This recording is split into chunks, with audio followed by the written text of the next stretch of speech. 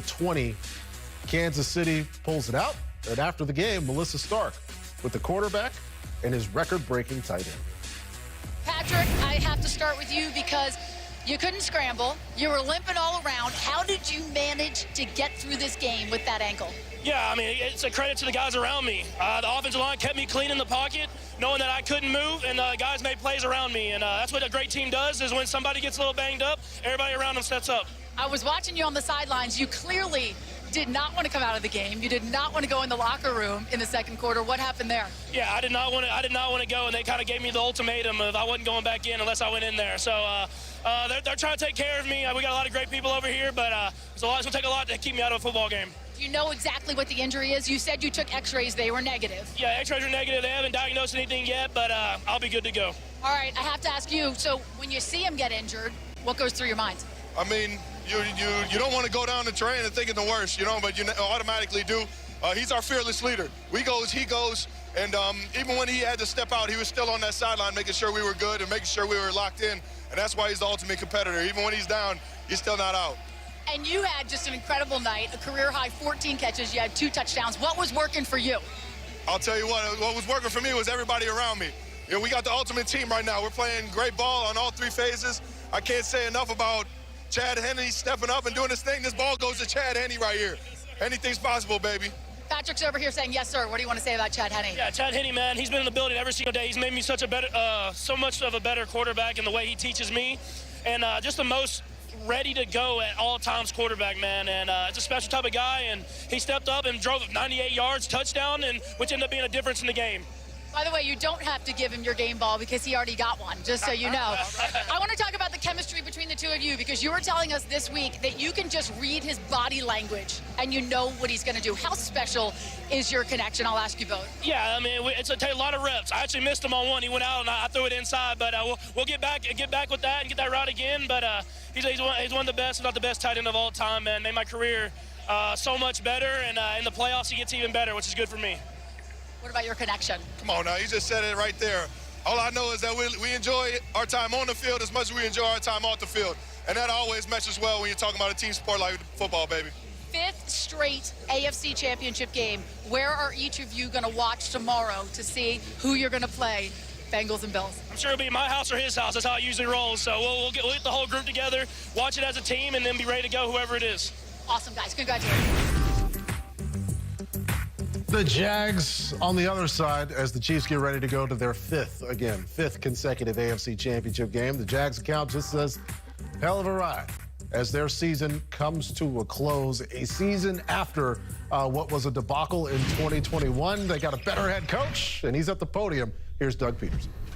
Just told him I was proud of him for the season that we put together. Nobody expected us, the Jaguars, to be in this football game from the beginning of the season to today. And I just told them how proud I was of them for how they hung together all season long, how they battled, fought through a ton of adversity. And just proud of the way they kept battling all season to get to this spot and really battling this game to come down to the, an onside kick to potentially, seeing what happens, right? And told them we were going to learn from this, we're going to grow from this, and our expectation is to be in these games every year.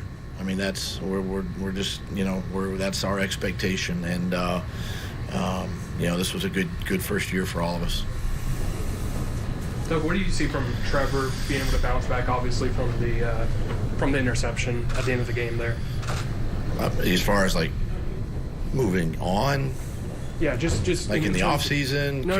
In terms of him bouncing back, able to drive the ball down for you guys to be able to kick. Oh yeah, I mean, listen, he's learned. I mean, he's learning how to just put those plays behind him. Again, it was we had some protection issues there, and tried to get the quick ball up to Zay, and guy made a heck of a play. We had him, but guy made a great interception there, and but he was able to shake it and come back from it. Got 3 points later and put us in a position.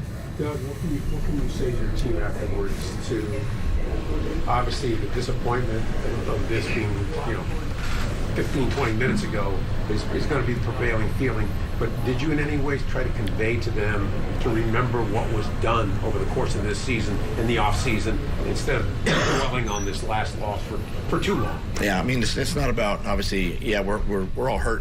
And the divisional game in KC, the Chiefs hold on 27-20. Potential.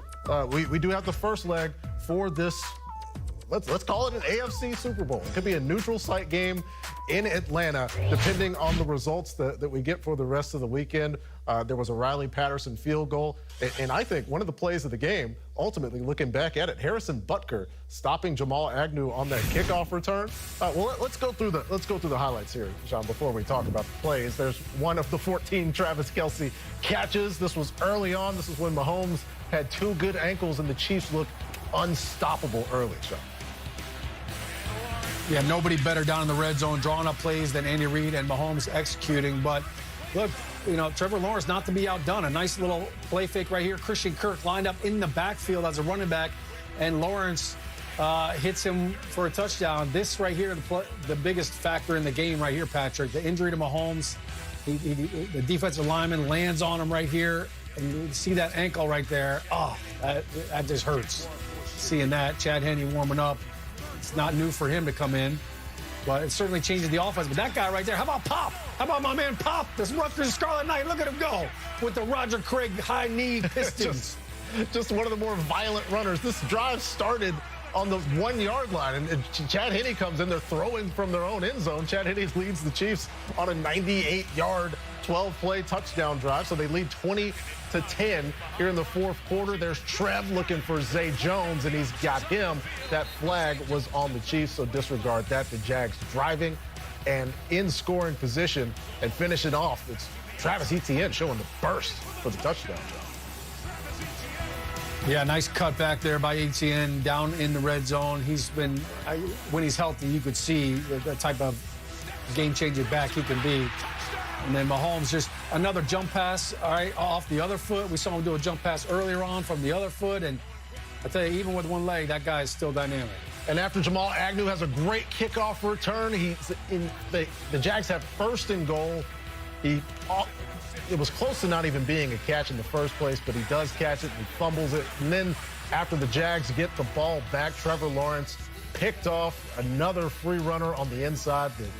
Steve Spagnuolo's defense had 3 or 4 of those on this game, and the Chiefs win it 27-20.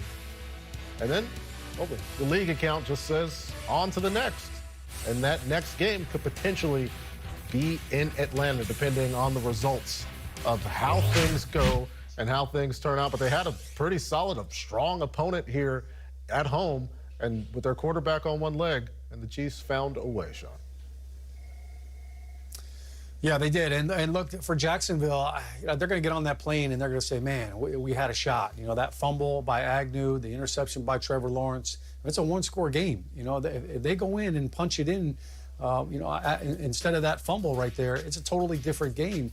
And I think if you're Jacksonville right there, after this play right here, okay, this is basically like, here, let's make an analogy, all right? You're a boxer. You're going up against the former heavyweight champ. Everybody's telling you don't have a shot to win this game, and you come out in the first round, and he gets a big cut over his eye. Now he's bleeding, and he can't see out of his left eye. This changes the fight completely. So now with the injured Mahomes, they make him go in, get an X-ray. He's not happy about it, but they wrap him up. Look, that changed everything, because now no longer is he out running and scrambling for a first down on third down. So I think that moment right there, I think Jacksonville saw that as, hey, look, this is a great opportunity. You never want to see anybody get hurt, but that changed everything, and there's Mahomes going in, begrudgingly to get an X-ray and get a new tape job on there. But I think the fact that he was able to come back in, it's good news for Chiefs fans. I'll say this, I've had a number of ankle sprains, high ankle sprains. His best friend right now is going to be the game ready, and he's going to sleep with it on. It's basically an ice machine that rotates between ice and air pressure to try to get the swelling out, because when you hurt your ankle in the game, the adrenaline's kicking, and it doesn't hurt that bad. It's the next week that is always tough to really overcome. Yeah, a whole lot of treatment for the coming week for Patrick Mahomes, and a whole lot of questions surrounding what he will be able to do in this next game, the AFC Championship game. We are going to determine not just who they play, but where they play here for the rest of divisional weekend. Patrick Mahomes leaving the game. Ian Rappaport reporting concerns of a high ankle sprain. We're waiting for a final diagnosis on what Patrick Mahomes had happened to him. And as far as what happened to the Jacksonville Jaguars, so many opportunities, Sean, that they'll be able to look at. There was the Christian Kirk deep shot from Trevor Lawrence that he couldn't quite hang on to. A couple of other drops.